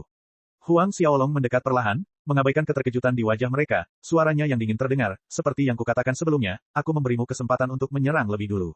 Berjuang untuk bangun, mereka buru-buru mundur karena panik. Apa yang ingin kau lakukan? Wajah bekas luka menahan rasa takut di hatinya, dan bertanya pada Huang Xiaolong dengan suara keras. Apa yang ingin aku lakukan? Huang Xiaolong mencibir, bukankah kau ingin menangkapku, dan bertanya padaku tentang keterampilan cakar iblis Asura. Setelah niat mereka terungkap dengan jelas, ketidakpastian melintas di mata mereka. Akhirnya mereka menyadari bahwa Huang Xiaolong sudah melihat rencana mereka sejak awal. Lelaki berwajah kuda itu memaksakan senyum canggung, si adik kecil ini, kita. Sebelum dia bisa menyelesaikan kalimatnya, siluet Huang Xiaolong kabur dalam sekejap, menghilang di udara. Pada saat berikutnya, dia muncul tepat di depan mereka, tangannya siap untuk menyerang lagi, tetapi keduanya mengangkat tangan mereka untuk bertahan setengah ketukan terlambat, saat telapak tangan Huang Xiaolong sekali lagi menghantam dada mereka, membuat mereka terpental. Dua sosok menghantam dinding tebing tak jauh dari sana, meluncur turun membawa kerikil dan batu. Huang Xiaolong mendekat sekali lagi, berdiri di depan dua tubuh yang tergeletak. Adik kecil, kami salah, kami punya mata tapi tidak bisa melihat, kumohon, ampuni kami. Pria parubaya berwajah kuda itu menangis dengan suara gemetar. Terlepas dari apakah mereka percaya atau tidak, kekuatan Huang Xiaolong jauh melampaui harapan dan kekuatan mereka. Di hadapan Huang Xiaolong, perlawanan mereka sia-sia. Kau tidak apa-apa. Huang Xiaolong ragu-ragu, tidak membunuhmu adalah pilihan yang bisa dinegosiasikan. Kedua pria itu menatap Huang Xiaolong dengan tatapan kosong, tidak mampu bereaksi dengan tepat. Awalnya, mereka berdua mengira mereka pasti sudah mati, karena mustahil bagi Huang Xiaolong untuk mengampuni mereka. Namun, Huang Xiaolong benar-benar tidak akan membunuh mereka. Kau tidak akan membunuh kami. Wajah bekas luka bertanya dengan hati-hati. Benar sekali. Huang Xiaolong menjawab dengan acuh tak acuh. Pria berwajah bekas luka itu ragu-ragu sebelum berkata, kau ingin kami tunduk padamu. Tidak ada kemungkinan lain selain ini yang bisa membuat Huang Xiaolong mengampuni mereka. Huang Xiaolong mengangguk dengan acuh tak acuh, menyebabkan keduanya merenung dalam diam. Huang Xiaolong menunggu dengan sabar, tidak terburu-buru untuk mengambil keputusan. Rencananya untuk menaklukkan negeri Betlam harus berjalan selangkah demi selangkah, dan sejujurnya, dia telah berpikir untuk memerintah kedua orang ini ketika mereka muncul, sebagai batu loncatan untuk mengambil alih sekte mereka, dan dengan sekte mereka sebagai basis dan fondasinya, menyebar ke seluruh negeri Betlam. Jika keduanya tidak memiliki nilai, mereka pasti sudah lama mati. Saya setuju. Beberapa saat kemudian, pria parubaya berwajah kuda itu adalah orang pertama yang berbicara, saya bersedia tunduk kepada Anda. Setelah itu, pria berwajah bekas luka itu mengucapkan kata-kata yang sama, bersedia tunduk pada Huang Xiaolong. Bagus. Sekarang, lepaskan lautan jiwamu, aku akan memberi cap pada lautan jiwamu dengan tanda jiwa. Kata Huang Xiaolong sambil menganggukkan kepalanya. Beri cap jiwa. Kedua pria itu berseru kaget saat wajah mereka berubah pucat pasi. Melihat reaksi mereka yang drastis, Huang Xiaolong mencibir dalam hati, bagaimana mungkin dia tidak bisa menebak apa yang dipikirkan kedua orang ini sebelumnya. Pertama, mereka akan setuju untuk menyerah dan saat mereka melangkah ke sekte Sky Magi, mereka akan membunyikan alarm, mengumpulkan kekuatan sekte untuk mengepungnya. Apa? Tidak mau. Tatapan mata Huang Xiaolong menajam. Bab 248, Kota Iblis Hitam. Bab 248, Kota Iblis Hitam. Baik pria berwajah bekas luka maupun pria berwajah kuda tampak terkejut dan takut. Mereka tidak pernah menyangka bahwa Huang Xiaolong akan mengetahui metode seperti itu. Teknik penandaan jiwa bersifat misterius dan telah menjadi warisan yang hilang selama bertahun-tahun. Sekitar 600 tahun yang lalu, ada seorang prajurit Saint Realm yang menggunakan penandaan jiwa misterius tersebut untuk menguasai beberapa leluhur dan penguasa sekte dari beberapa keluarga besar, yang memicu pusaran pembantaian di dunia roh bela diri. Baik para pembudidaya maupun rakyat jelata hidup dalam ketakutan. Selama waktu itu, para prajurit Xiantian yang tewas di tangan orang itu berjumlah ratusan ribu. Prajurit wilayah Xiantian, ratusan ribu. Adapun prajurit Hautian, tak terhitung jumlahnya. Manifestasi nyata dari darah mengalir seperti sungai.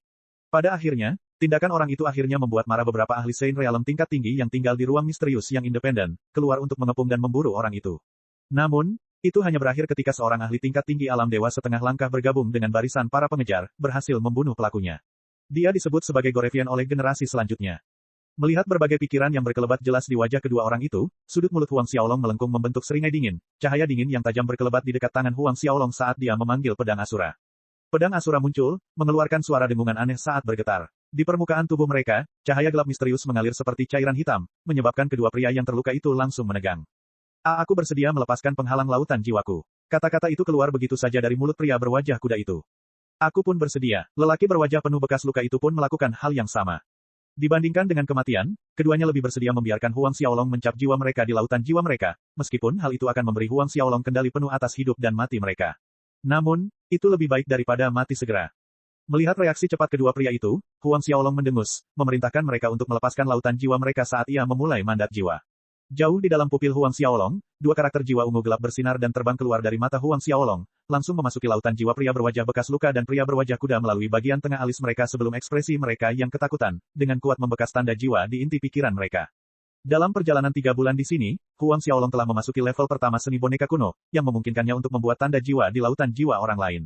Tidak hanya itu, ia berhasil menggabungkan metode pembuatan tanda jiwa boneka kuno dengan mandat jiwa sehingga ia dapat menggunakan mandat jiwa untuk membuat tanda jiwa. Ini memberikan efek yang lebih baik. Orang yang dikendalikan tampak normal dari luar, tidak ada yang berbeda sebelum dan sesudah pembuatan tanda, bahkan orang dekat pun tidak akan menyadari ada yang salah. Merasakan tanda jiwa Huang Xiaolong dalam lautan jiwa mereka, kedua pria itu menyerah pada gagasan pengkhianatan. Telanlah kedua pil ini. Sebuah percikan kecil yang terang berkelebat saat Huang Xiaolong menarik 2 pil obat seukuran ibu jari dari cincin Asura. Menatap pelet bundar di telapak tangan Huang Xiaolong, wajah mereka menegang sekali lagi. Sekali lagi mereka tidak bisa menahan diri untuk bertanya dengan khawatir. Wajah Huang Xiaolong berubah dingin, jika aku menyuruhmu menelan, maka telan saja. Dengan lambaian, kedua pelet itu melayang ke telapak tangan mereka. Menatap pelet bundar dan Huang Xiaolong, lelaki berwajah bekas luka dan berwajah kuda itu sedikit memucat, namun, mereka dengan patuh menelannya. Begitu pil obat itu masuk ke mulut mereka, energi hangat menyebar ke seluruh tubuh mereka, mereka jelas merasakan luka-luka di tubuh mereka sembuh dengan cepat. Mengetahui bahwa mereka telah salah memahami niat baik Huang Xiaolong, mengira kedua pil itu adalah pil racun, bukan pil penyembuh, mereka menatap Huang Xiaolong dengan penuh rasa terima kasih. Sekarang, bawalah aku ke sekte penyihir langitmu, ceritakan kepadaku tentang situasi sekte itu dalam perjalanan. Huang Xiaolong memberi instruksi. Baik, Guru. Keduanya membungkuk hormat. Huang Xiaolong terbang dan meninggalkan dataran luas itu, dipimpin oleh bawahannya yang baru direkrut. Mengenai cakar setan Asura, Huang Xiaolong akan datang lagi lain kali. Dalam perjalanan, kedua pria parubaya itu melaporkan situasi sekte penyihir langit kepada Huang Xiaolong. Pria berwajah kuda itu bernama Dusin dan pria berwajah bekas luka pedang itu bernama Deng Guangliang, keduanya adalah tetua sekte magi langit. Selain itu, Patriark Sekte Magi Langit, Chen Xiaotian, adalah guru mereka. Chen Xiaotian memiliki 5 murid secara keseluruhan, dan di antara mereka, kekuatan Dusin dan Deng Guangliang dianggap yang tertinggi. 3 murid lainnya adalah Xiantian Orde ketiga, Orde keempat, dan 1 di Xiantian Orde kelima. Selain mereka, Sekte Penyihir Langit memiliki sekitar 130 ahli alam Xiantian, namun, di antara jumlah tersebut, hanya 20 orang di antaranya yang merupakan Xiantian tingkat menengah, dan untuk Xiantian tingkat tinggi, hanya ada 2 orang. Ahli alam Xiantian tingkat tinggi, salah satu dari mereka tidak lain adalah guru mereka, Chen Xiaotian, seorang Xiantian tingkat ke-7 akhir, sedangkan orang lainnya adalah Tetua Agung Sekte Penyihir Langit, Geng Ken, seorang Xiantian tingkat ke-7 puncak. Ketika subjek tersebut mengarah pada roh bela diri Chen Xiaotian, Huang Xiaolong cukup terkejut saat mengetahui bahwa roh bela diri Chen Xiaotian sebenarnya adalah pohon api angin. Pohon api angin, roh bela diri bertipe alami dari keluarga pohon, roh bela diri tingkat 11 tingkat pertama. Di dunia roh bela diri, kemunculan roh bela diri pohon bertipe alami jarang terjadi. Terlebih lagi, itu adalah roh bela diri dengan bakat luar biasa. Semangat bela diri Geng Ken sedikit kurang bersemangat dibandingkan dengan Chen Xiaotian, seorang pejuang bela diri kelas 10 teratas yang termasuk dalam jenis senjata, palu pembelah langit. Meskipun Geng Ken hanya seorang tetua agung, pengaruhnya di sekte itu sebanding dengan Chen Xiaotian, sebagai penguasa. Ada lebih dari 20 tetua di Sekte Penyihir Langit dan hampir setengah dari mereka adalah anggota faksi Geng Ken, yang mendengarkan perintahnya. Kesimpulannya, Chen Xiaotian tidak memiliki kendali penuh atas Sekte Penyihir Langit. Geng Ken, Huang Xiaolong mengulang nama itu kepada siapapun secara khusus. Kekuatan Geng Ken ini lebih lemah dari Chen Xiaotian, namun ia berhasil menguasai setengah dari dukungan untuk berdiri sejajar dengan Chen Xiaotian. Pasti ada pesona yang berbeda padanya. Dusin dan Deng Guangliang memimpin Huang Xiaolong, terbang ke utara. 3 jam kemudian, Huang Xiaolong melihat sebuah kota granit, dibangun di atas hamparan bukit pasir keemasan yang luas. Kota itu tidak diragukan lagi sangat besar. Mungkin karena bertahun-tahun tergerus pasir gurun, tembok kota tampak berbintik-bintik dan lapuk karena cuaca. Saat mendekati kota, Huang Xiaolong memperhatikan bahwa bagian atas tembok kota memantulkan cahaya gelap yang tak terhitung jumlahnya, menghiasi tembok kota granit. Huang Xiaolong menduga cahaya gelap ini seharusnya adalah cipratan darah yang tertinggal selama bertahun-tahun, namun sekali lagi, hanya sejumlah besar pembantaian yang dapat meninggalkan bekas seperti itu. Orang dapat membayangkan berapa banyak darah orang yang menodai tembok kota ini. Bisa jadi 1 juta, bisa jadi 10 juta. Ini kota setan hitam, tanya Huang Xiaolong. Ya, Tuan Muda, ini adalah kota iblis hitam. Dusin dan Deng Guangliang menjawab. Tuan, terdengar aneh di telinga Huang Xiaolong, sehingga dia membuat Dusin dan Deng Guangliang mengubah cara mereka memanggilnya menjadi Tuan Muda. Sekte Penyihir Langit berlokasi di kota iblis hitam. Huang Xiaolong mengangguk sambil mengikuti keduanya menuju gerbang kota Black Demon City. Oh, ini tetua Dusin dan tetua Deng Guangliang. Ketika mereka mendekati gerbang kota, seseorang yang tampaknya adalah kapten penjaga kota mendekati Dusin dan Deng Guangliang, menyapa mereka dengan tangan terkepal dan tersenyum. Ia memerintahkan bawahannya untuk membuka gerbang kota, sehingga kelompok yang terdiri dari 3 orang itu dapat memasuki kota dengan lancar. Dusin dan Deng Guangliang menganggukkan kepala mereka sedikit ke arah kapten itu, memasuki kota bersama Huang Xiaolong. Memasuki kota, Huang Xiaolong mengamati kota itu sambil berjalan menyusuri jalan-jalan. Jalan-jalan di kota setan hitam lebarnya sekitar 20 meter, dengan etalase pertokoan berjejer di kedua sisi jalan, namun suasananya tidak seramai dan semarak seperti di kota Kekaisaran Duanren atau kota-kota besar lainnya. Sebagian besar pintu dan dinding etalase pertokoan ini memiliki bekas luka akibat pertempuran dari bilah pedang, dan senjata lainnya. Beberapa papan nama etalase pertokoan ini benar-benar terbelah 2, dan di sepanjang jalan, mereka akan menemukan genangan darah sesekali. Bukti bahwa pertempuran baru saja terjadi. Saat Huang Xiaolong berjalan-jalan di sepanjang jalan sambil melihat sekeliling, orang-orang di jalan juga mengamatinya dengan tatapan ingin tahu. Namun, rasa ingin tahu ini langsung sirna saat mereka melihat Dusin dan Deng Guangliang di belakangnya. Melihat Dusin dan Deng Guangliang, para pejalan kaki segera berlarian menjauh karena takut. Dusin dan Deng Guangliang mengenakan jubah tetua Sekte Penyihir Langit, dan di kota iblis hitam ini, Sekte Penyihir Langit merupakan salah satu dari 3 kekuatan hegemoni. Bab 249, Sekte Bayangan Hantu. Dengan Dusin dan Deng Guangliang mengikutinya di belakangnya, tidak seorang pun berani mencari masalah dengan Huang Xiaolong, jika tidak, pasti sudah ada belasan orang yang datang menyambut Huang Xiaolong dengan niat baik di kota baru itu. Sepanjang waktu, dari pengamatan Huang Xiaolong, mayoritas penduduk kota setan hitam ini memancarkan aura membunuh yang kuat dan bau darah yang kuat. Tentu saja, kebanyakan dari mereka memiliki kultivasi ki pertempuran yang cukup tinggi. Bahkan anak-anak kecil yang berlarian di jalan memancarkan temperamen liar. Tidak diragukan lagi, mereka yang berhasil bertahan hidup di Bedlam Lands bukanlah karakter yang mudah. Di Bedlam Lands, Anda tidak bisa bersikap baik. Kumohon padamu, jangan bunuh aku. Tepat saat Huang Xiaolong terus berjalan dengan tenang, di jalan yang sama, sebuah keributan terjadi. Saat menoleh, Huang Xiaolong melihat seorang pria kekar berlutut, menangis memohon belas kasihan di hadapan seorang wanita.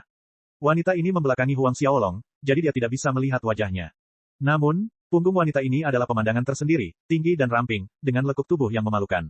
Sementara lelaki kekar itu berlutut memohon belas kasihan, wanita itu perlahan mencabut pedang panjangnya dari sarung yang tergantung di pinggangnya. Pedang itu memantulkan sinar matahari, memancarkan cahaya biru zamrud yang dingin.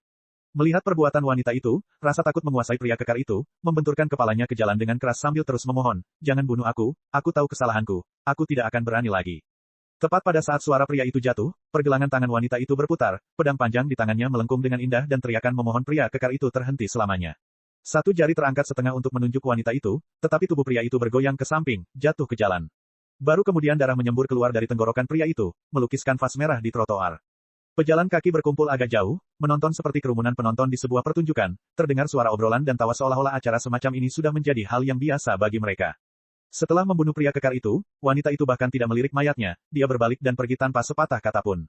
Ketika dia berbalik, Huang Xiaolong melihat sekilas wajah wanita itu cantik, tetapi dingin. Saat wanita itu pergi, tatapannya menyapu wajah Huang Xiaolong. Ada sedikit keterkejutan saat dia melihat Dusin dan Deng Guangliang tepat di belakangnya, tetapi itu hanya sesaat dan menghilang saat dia melewati Huang Xiaolong. Hati Huang Xiaolong menegang, wanita ini tidak sesederhana itu, kekuatannya setara dengannya, paling tidak, tingkat ke-7. Wanita itu mungkin seseorang dari Sekte Bayangan Hantu. Setelah wanita itu tidak terlihat, Dusin melangkah lebih dekat ke Huang Xiaolong dan menjelaskan. Sekte Bayangan Hantu. Huang Xiaolong bertanya dengan bingung. Ya, Tuan Muda, kekuatan Sekte Bayangan Hantu di negeri Betlam tidak lebih lemah dari Sekte Penyihir Langit kita. Sejujurnya, mereka sedikit lebih kuat dari kita. Deng Guangliang menambahkan, penguasa Sekte Bayangan Hantu adalah ahli Xiantian Orde 8, dan wanita tadi seharusnya adalah murid penguasa Sekte Bayangan Hantu Guiying. Markas besar mereka terletak di kota Sungai Darah, tidak jauh dari kota setan hitam kita. Huang Xiaolong menganggukkan kepalanya. Kota Sungai Darah ya, setelah dia menguasai kota Iblis Hitam, kota-kota di sekitar kota Iblis Hitam akan menjadi yang berikutnya. Segera, Dusin dan Deng Guangliang membawa Huang Xiaolong ke rumah besar mereka. Memiliki rumah pribadi di kota utama seperti kota Iblis Hitam merupakan simbol kekuatan dan kekuasaan. Secara umum, hanya ahli Xiantian tingkat menengah yang berstatus, seperti Dusin dan Deng Guangliang, yang dapat memiliki tanah pribadi di kota Iblis Hitam. Ahli Xiantian dengan kultivasi dan status yang lebih rendah, paling banyak, dapat memiliki halaman kecil. Memasuki rumah besar, para pelayan dan penjaga menyambut Dusin dan Deng Guangliang dengan hormat saat mereka berjalan menuju aula utama. Di aula utama, Huang Xiaolong duduk di kursi utama tengah. Ia telah memerintahkan Dusin dan Deng Guangliang untuk mengumpulkan semua pelayan dan penjaga istana ke aula utama. Memahami maksud Huang Xiaolong, keduanya melaksanakan perintah Huang Xiaolong tanpa bertanya. Ketika semua pelayan dan penjaga tiba, semuanya terkejut menyadari orang yang duduk di kursi utama di tengah adalah orang asing bagi mereka, sementara Dusin dan Deng Guangliang berdiri di setiap sisi. Setelah semuanya berkumpul, Dusin memperkenalkan Huang Xiaolong kepada para pelayan dan pengawal. Tentu saja, hal itu dilakukan dengan menyembunyikan detail latar belakang Huang Xiaolong. Terutama menyatakan bahwa Huang Xiaolong akan dipanggil sebagai bangsawan muda Huang, melihatnya tidak ada bedanya dengan melihatnya atau Deng Guangliang secara langsung, dan akan diberikan rasa hormat yang sama. Meskipun banyak yang penasaran dan ragu pada saat yang sama tentang Huang Xiaolong, tidak ada seorang pun yang berani bertanya, hanya patuh mengikuti perintah. Huang Xiaolong mengamati wajah para pelayan dan penjaga itu dan berbicara perlahan, menanggapi rasa ingin tahu mereka. Aku tahu kalian semua penasaran dengan identitasku, tetapi aku harap kalian mengerti dengan jelas apa yang harus dikatakan dan apa yang tidak boleh dikatakan. Siapapun yang berani membocorkan sepatah kata pun tentang ini di luar aula utama ini, membahas identitasku, jika sampai diketahui olehku, mereka akan dibunuh di tempat. Apakah kalian mengerti? Huang Xiaolong melepaskan aura pembunuh yang tajam dari tubuhnya, menyelimuti seluruh aula utama dengan tekanan yang luar biasa.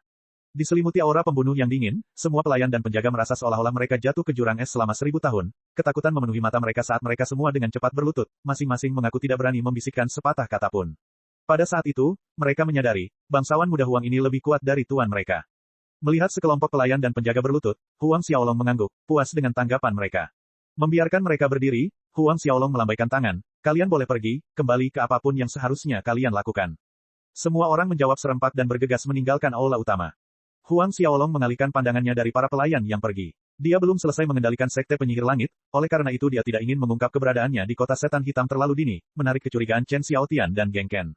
Itu akan terlalu banyak pekerjaan. Dia percaya bahwa dengan peringatannya sebelumnya, tidak akan ada lagi mulut yang terbuka di antara para pelayan dan penjaga ini, kecuali seseorang menyiksa mereka.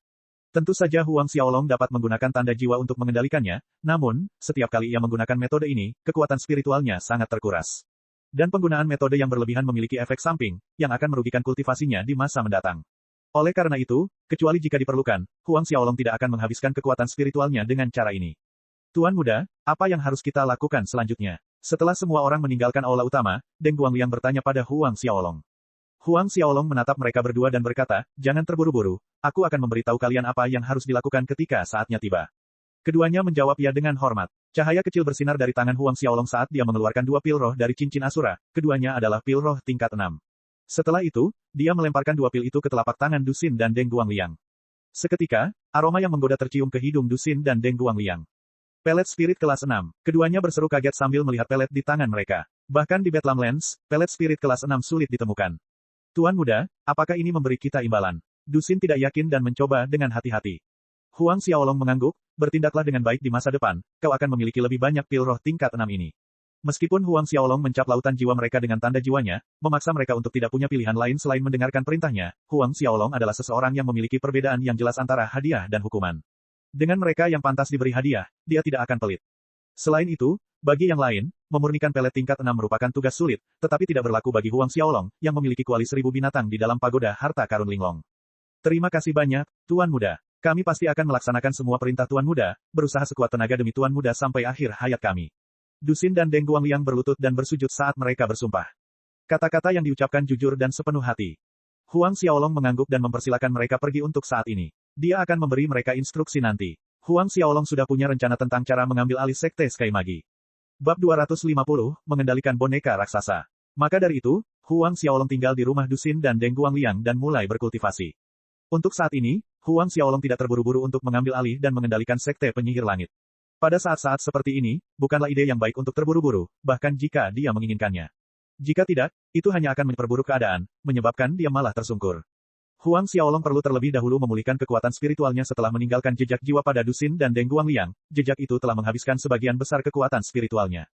7 hari berlalu dengan cepat. Selama 7 hari terakhir, semuanya berjalan seperti biasa di dalam mansion.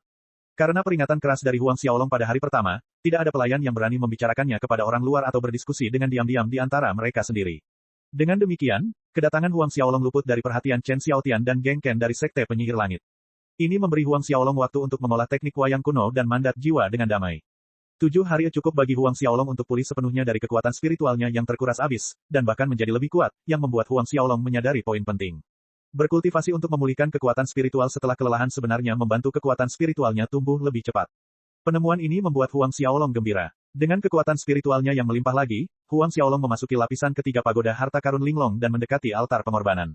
Di altar, 19 boneka raksasa yang tampak agung masih tetap duduk dalam pose meditasi yang sama. Meskipun Huang Xiaolong telah mencapai tingkat pertama teknik wayang kuno, yang memberinya kemampuan untuk memberi kek jiwa pada makhluk hidup lain, dia belum mencoba memanipulasi salah satu dari 19 boneka raksasa ini. Sekarang Huang Xiaolong bertekad untuk mengambil alih Sekte Penyihir Langit, peluangnya akan sangat meningkat jika dia berhasil mengendalikan boneka-boneka raksasa ini sebagai pembantunya. Berjalan menuju altar pengorbanan, Huang Xiaolong memandang boneka di barisan depan yang paling jauh darinya, di sudut kiri. Menurut tulisan suku Linglong kuno di altar pengorbanan, seseorang harus mengikuti perintah tertentu jika ingin mengaktifkan dan mengendalikan boneka-boneka ini. Boneka di ujung barisan depan adalah yang pertama. Berhenti di depan boneka pertama, Huang Xiaolong menjalankan seni boneka kuno. Lautan kesadarannya bergetar saat ia mengumpulkan kekuatan spiritual, mengirimkan gelombang energi tak kasat mata dalam bentuk jejak yang ditujukan ke boneka raksasa dari tengah alisnya, menembus langsung ke pikirannya. Ketika tanda jiwa Huang Xiaolong memasuki pikiran boneka itu, dia merasa ngeri dengan kekuatan penyerapan yang muncul dari dalam boneka itu. Huang Xiaolong merasakan kekuatan spiritualnya terkuras, dilahap dengan kecepatan tinggi dan di luar kendalinya. Ini adalah Huang Xiaolong memucat drastis. Pada tingkat ini, kekuatan spiritualnya akan habis dalam waktu kurang dari 2 menit. Jika itu terjadi, Huang Xiaolong akan menjadi idiot. Huang Xiaolong menjalankan seni wayang kuno lagi, berencana untuk memutus hubungan antara dirinya dan boneka itu dengan paksa, tetapi kemudian, Huang Xiaolong mengetahui bahwa dia sebenarnya tidak bisa menarik atau memutus hubungan itu dengan menggunakan kekuatan kekerasan. Ini, kenapa jadi begini? Tepat saat Huang Xiaolong merenungkan apakah ia harus memukul boneka raksasa itu, pusaran hisap yang kuat itu tiba-tiba menghilang. Bagi Huang Xiaolong, rasanya seperti ia baru saja melalui pertempuran yang sulit untuk hidupnya. Tubuhnya bergoyang, jatuh terduduk di altar, terengah-engah. Huang Xiaolong menyeka dahinya dan keringat dingin menetes di jari-jarinya. Sial, hampir saja, pikir Huang Xiaolong dalam hati. Saat Huang Xiaolong mencoba menenangkan diri, mata boneka pertama terbuka, 2 lampu hijau cemerlang bersinar dari kedalamannya. Kemudian, boneka raksasa itu perlahan bangkit. Meski begitu, setiap gerakannya mengguncang altar pengorbanan yang besar. Saat boneka-boneka raksasa itu dalam posisi duduk, Huang Xiaolong memperkirakan tingginya lebih dari 3 meter. Namun, saat boneka raksasa pertama muncul setinggi mungkin di hadapannya, itu jauh melebihi imajinasi Huang Xiaolong. Tinggi boneka raksasa itu mendekati 4 meter, dengan tubuh 2 kali lebih besar dari prajurit manusia rata-rata, mirip bukit kecil. Ah Feng memberi salam kepada guru. Setelah boneka itu berdiri, ia bergerak mendekati Huang Xiaolong dan berlutut di hadapannya untuk memberi salam. Melihat usaha pertamanya menanamkan tanda jiwa ke dalam pikiran boneka itu berhasil, Huang Xiaolong merasa sangat lega. Ah Feng, pada titik ini, beberapa kenangan memasuki kesadaran Huang Xiaolong, terkait dengan boneka khusus ini. Kekuatan boneka pertama telah mencapai orde ke-6 Xiantian awal. Namun, karena dimurnikan dari suku raksasa kuno, pertahanan tubuh dan kekuatan kasarnya sepenuhnya berada pada level yang berbeda. Oleh karena itu, meskipun hanya orde ke-6 Xiantian awal, boneka ini lebih kuat dari 2 orde ke-6 Xiantian akhir seperti Dusin dan Deng Guangliang jika digabungkan. Mata Huang Xiaolong berbinar. 19 boneka raksasa tertinggi. Saat Ordo bergerak ke belakang, kekuatan masing-masing boneka lebih tinggi dari sebelumnya. Jika boneka raksasa tertinggi pertama adalah Ordo ke-6 Xiantian awal, lalu bagaimana dengan yang kedua dan ketiga? Sejauh mana kekuatan mereka? Hati Huang Xiaolong dipenuhi harap-harap cemas. Bangun, Huang Xiaolong memerintahkan Ah Feng. Alih-alih terburu-buru mengendalikan boneka kedua, Huang Xiaolong duduk dan mulai memulihkan kekuatan spiritualnya yang hampir habis. 3 hari 3 malam kemudian, Huang Xiaolong kembali ke bentuk puncaknya. Sekali lagi, ia menyadari bahwa kekuatan spiritualnya telah tumbuh jauh lebih kuat setelah pulih. Selama ia dalam masa pemulihan, boneka raksasa pertama, Ah Feng, berdiri dekat Huang Xiaolong, melindunginya. Setelah kekuatan spiritualnya pulih, Huang Xiaolong berdiri di hadapan boneka raksasa tertinggi kedua. Boneka kedua itu tampak seperti perempuan, tetapi penampilannya sama menakutkannya dengan yang pertama, dan sama besarnya. Berdiri di depan boneka raksasa kedua, Huang Xiaolong sekali lagi menjalankan seni boneka kuno. Kekuatan spiritualnya terkumpul, berubah menjadi tanda jiwa saat energi berputar, memasuki pikiran boneka wanita di antara kedua alisnya, seperti boneka pertama. Kekuatan hisap yang sama kuatnya datang dari dalam boneka wanita, tetapi kali ini, setelah mengalaminya sekali, Huang Xiaolong tidak panik. Beberapa saat kemudian, daya isapnya menghilang seperti sebelumnya. Namun, jumlah kekuatan spiritual yang dicuri oleh boneka kedua melebihi yang pertama. Berdasarkan temuan ini, Huang Xiaolong menduga bahwa, paling banyak, ia dapat mengendalikan 4 boneka raksasa dengan tingkat kekuatan spiritualnya saat ini. Lebih dari itu, kekuatan spiritualnya tidak akan mampu mendukung jika ia mencoba mengendalikan boneka raksasa kelima juga.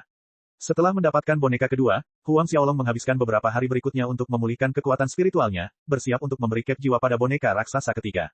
Proses itu diulangi dengan boneka raksasa keempat dan Huang Xiaolong berhenti setelah itu.